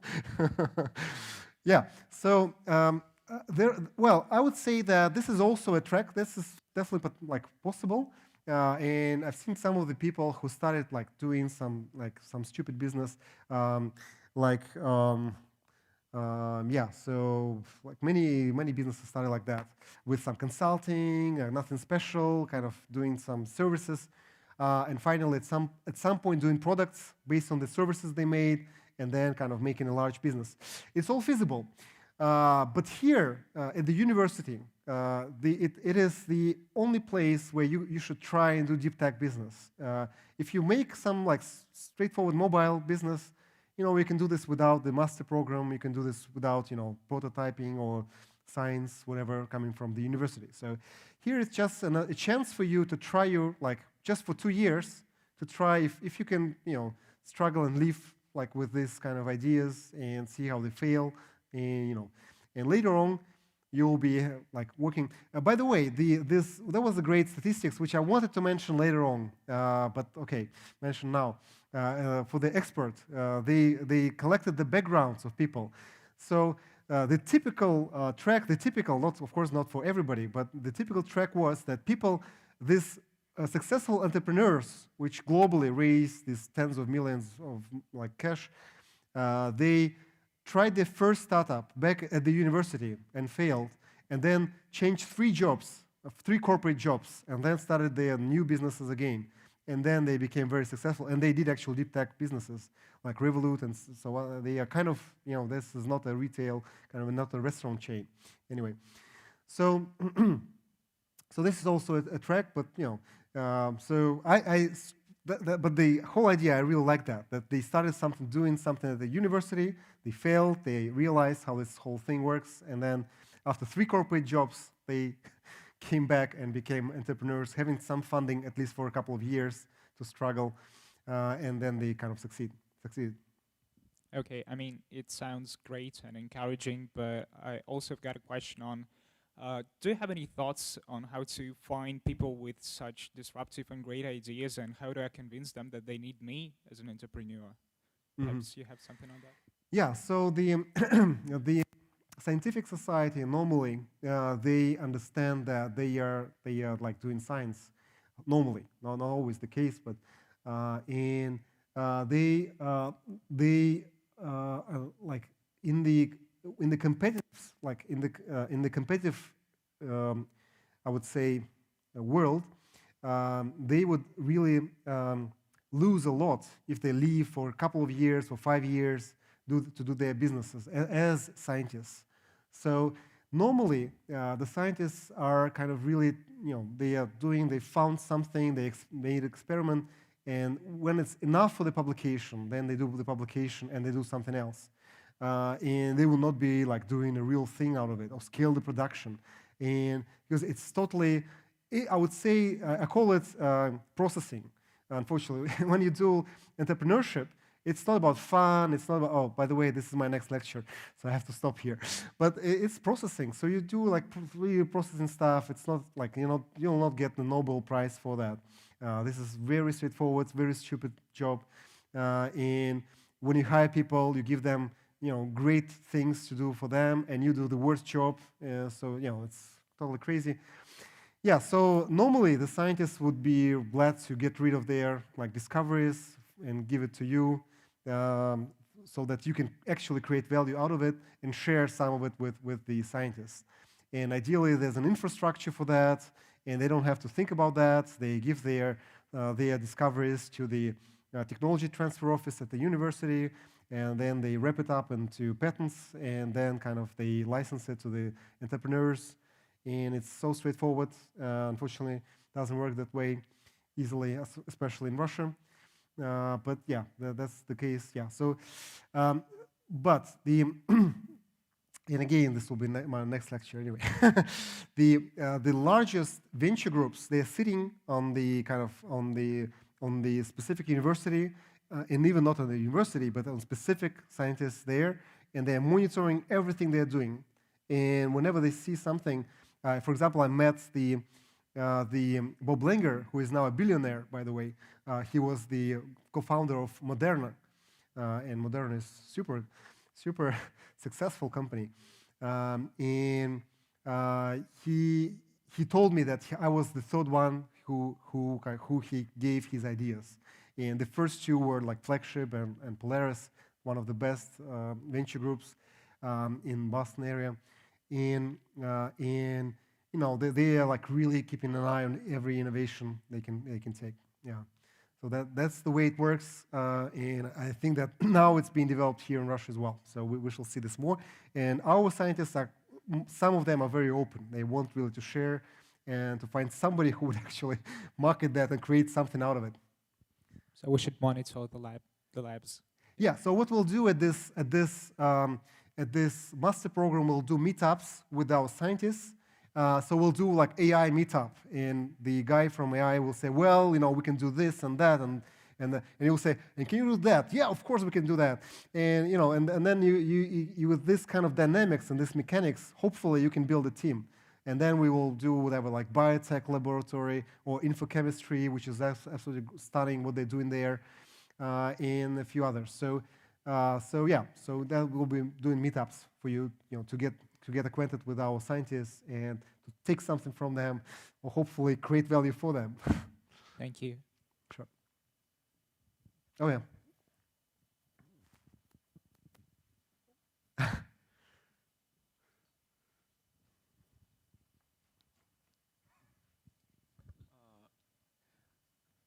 Good evening.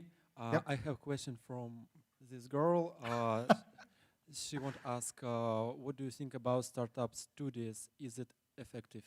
Yeah, I think this is the one of the best structures, one of the best formats to develop startups. This is becoming increasingly popular. And Moderna, by the way, is a company which came from a startup studio. And we'll be talking about startup studios later on in our lectures. But I think this is a great way, and you know that we have Startup Studio now at our university. We just launched it this year. There are still a few months to make our first investments. Hopefully we do that this year. Our first startups, the first proto companies, kind of proto ideas, proto companies. And I really advise you to think that you can actually get some funding inside the university, not leaving the university, but inside the university, through this startup studio. You can apply for that. You can become a team. There will be definitely a professional entrepreneur there involved to help you kind of create your first business. But then once it's ready, this would be made a spin-off out of the university, and you will be potentially CEO of a new company, potentially a multi-billion company, whatever. So like startup studio, I think is great. Yeah. And we will be in the mechanics. We'll have another lecture. Yeah, I will give you, like, I will show you how the startup studio works. What's the difference between accelerator, startup studio, incubator, whatever. All of these names, they are all actually different. Venture builder is the same as startup studio anyway.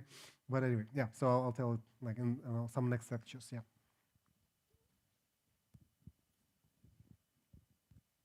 Good evening. I wanted to ask you about your.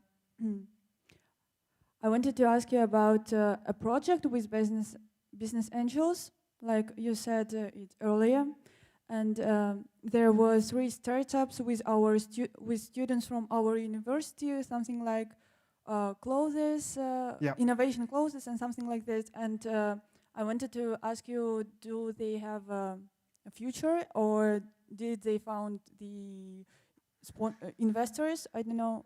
Yeah, so we had, in this year, we had 37 people who were graduating with their startups. 37 people. And before that, we had just 5. And before that, we had less than 3, 2, 3, and not more than that. This year, we have at least over 100, like 100 students who will be graduating through their startups, already created within the university. And I'm very proud of it. Really, I think this is the best way to learn, to actually create business, to learn all of these things, all of these elements which we're discussing now. But this is still a learning exercise. This is not a real business. And when you graduate, we want you to show that you mastered the elements. We don't want you, if you fundraise, it's great, but we're not, giving you automatically great figure, like great mark, if you kind of fundraise with your family or whatever, with friends, or even with a real institutional investor, because we're evaluating how you mastered the program, and this is about education. But then some of these startups, out of this 100, which should be graduating this year, we expect that ideally 5 to 10% would be actually real projects, real business projects, which can register the companies anywhere in the world, and then fundraise and become really unicorns, so that they would give their money to our endowment. Yeah. And 3 companies, we already showed them to the angel investors, and I think that they did really impressive pitches, and there were a lot of approaches by the investors after this event, which we made for them. There were, I think, almost 20 investors at the pitch session. Not too many, but anyway. And they haven't raised yet, so they're currently negotiating. I think that they could move quicker than that, but they're doing their job. And I myself invest in a few already. So I'm starting to support some of the projects, and I created this UniDNA fund, which is the motto of it is that we want to make sure that that we change the universe DNA, right? So we change with the university DNA, we change the DNA of the universe. So with the innovation. So this is very small checks anyway, but still, I think that this is great visibility. They made PR everywhere, and I think that they have already great prototypes, especially these guys with this printed electronics kind of integrated into the clothes. I think this is definitely a great company, and they incorporated in the US, and they are raising now in the US, and I think that they will be very successful. 2 others are also great. By the way, you see here that this clothes with the printed electronics, this is already metaverse. The other guy is doing the guitar and kind of electronic guitar, but without kind of normal strings, I would say. That's not, even in the electric guitar, normally when you play, the sound is taken from the vibration of the strings. But here is doing not a different type of guitar for those who cannot really manage and cannot push the strings, for people with the muscular dystrophy or some other disease, or for the, of course, for the beginners, which could be a large market, by the way. So this is also kind of, creating a virtual kind of collaborative experience, where you can play together. It's amazing. And finally, the last one was a girl. She made alternative meat based on the microalgae. So this is really also amazing startup, and this could be huge. Yeah, but unfortunately, I think that they are still not that focused on like really getting this getting the funding. I think if they focus more on that, not on the product, but they're taking the first initial 200,000, I think that will be more helpful and more value creative for them. Because if you do that, then you're already on this kind of elevator, and you raise 200,000, 500,000, or like a couple of millions, and then 20 million, and when you calculate that, you see straight away how you get into a billion valuation. And this we'll do at the end of the course. I will show you how this like figures come together. It's very straightforward. When you see them, it's very easy to plan, and you feel that there are specific steps you can take, and you'll be there. Yeah. So hopefully they raise. I really hope so. This will be amazing. So by the way, the 2 of the 3 are still learning, still kind of in their master program. Yeah. So they are now in the 2nd year. So they have at least a year to learn how to fundraise. How to become focused on fundraising. Yeah, please. Yeah, thank you for the lecture. First of all, it was interesting. I've got a question partly related to the topic. Nowadays, like, if I'm not mistaken, we can sometimes consider that it's the era of intermediaries, like marketplaces, taxi aggregators, food, and so on. Food deliveries, right. Yeah, what's your opinion? What's the future of intermediaries and intermediary business model in general, considering some trends like globalization or some new innovative technologies coming to the market? Yeah, I personally don't believe in these business models. Unfortunately, well, it's of course it's a bias. I don't say that it's totally impossible to create a company with a marketplace kind of business model. But to me, when you kind of get the commission out of some kind of small kind of transaction, but then you dream of doing like billions of these transactions, then of course you need funding for marketing normally to create a huge pipeline of these clients, whatever. So I think that this is unfortunately we are not well positioned. If like sitting here, as I mentioned, these Stanford guys, they are kind of starting from 100 and trying to get to a million, whatever, if it's kind of a scale, something. And then, there's a great book which I really advise you to read called From Zero to One, done by Peter Thiel, written by Peter Thiel based on his lectures at Stanford. And but we are in minus 100, so so we're kind of in a different state of situation. So we have to really think of something really clever, really not that capital intensive, and really potentially scientifically driven thing, which could be small but then create a lot of value. That's my point of view. And I encourage you to do, of course, businesses which are scientific driven. And for our business thesis thing, we kind of appreciate more businesses which are really material based, like this clothes with printed electronics and so on. So I think that this whole kind of business will go away. The commissions will go down, as you see now what's happening with Apple and all of these kind of marketplaces. I think that this will go to the end. My thought, that's my opinion, and I know I'm kind of I thought this 10 years ago and 5 years ago and whatever. So it still exists and still quite successful. Goes public well, yeah. But I think it's not sustainable and it requires a lot of funding. And also the other thing which you have to remember, if you're doing a business like Skyeng, for example.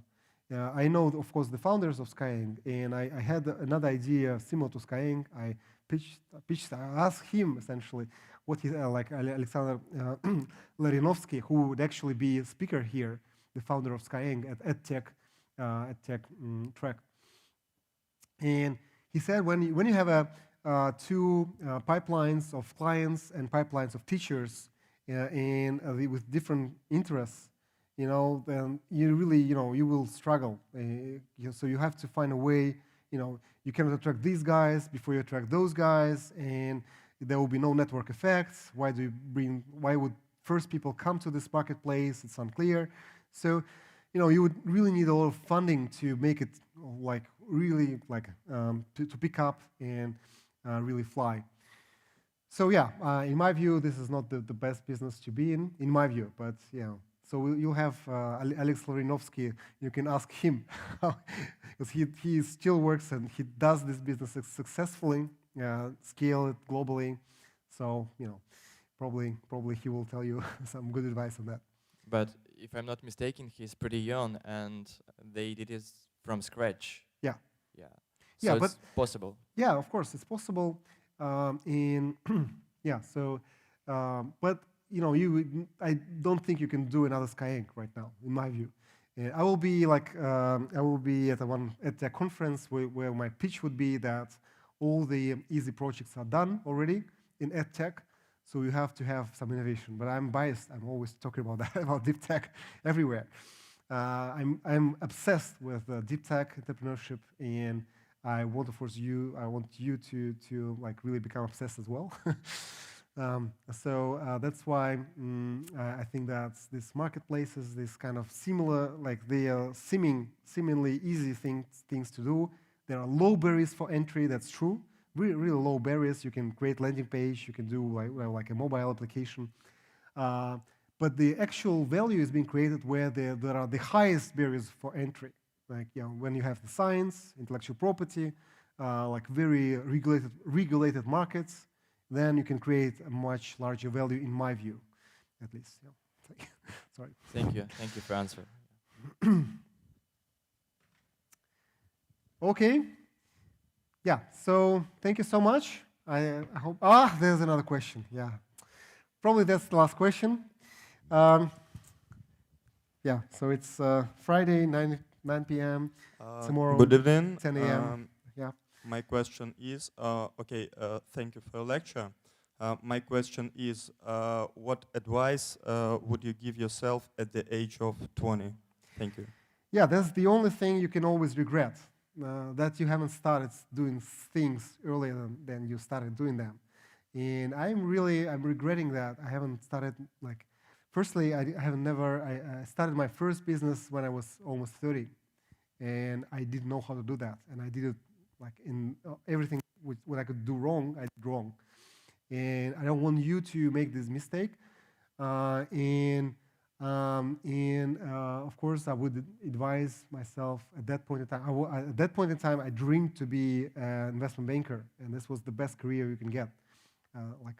Probably over 18 years ago now. So. Yeah, but now I think that the hottest professions.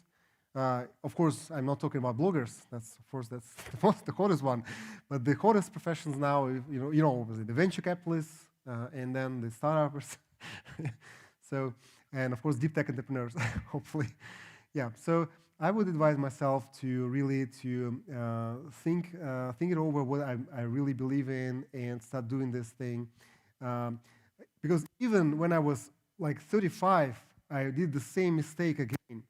I started doing my own funds after I was a managing partner at another fund where I kind of was hired by somebody. But then in 2014, I started to raise my own funds, and I did this mistake again. I was thinking as a corporate guy. I was thinking that I would not be investing until I fundraise the fund. And this was a total mistake. If you believe in what you're doing, then you start investing. If you want to invest, do that. Invest. So that's the best time is now. That's the kind of the answer. Yeah. Thank you. Okay, so that's the last question. Perfect. So thank you so much. Have a great evening. Have a great weekend. Tomorrow at 3 p.m., Tchaikovsky 11, we'll be discussing your ideas. You'll be meeting the heads of our specializations. Some of them are great entrepreneurs. Some of them are people who know, at least they know business well. So you go and check with them the craziest ideas you have, and they will try to find a way, something which would make sense, in which you can actually deliver some tangible results within 2 years time frame of the master program. So tomorrow, Tchaikovsky, 11, 3 p.m. Thank you so much. Thanks.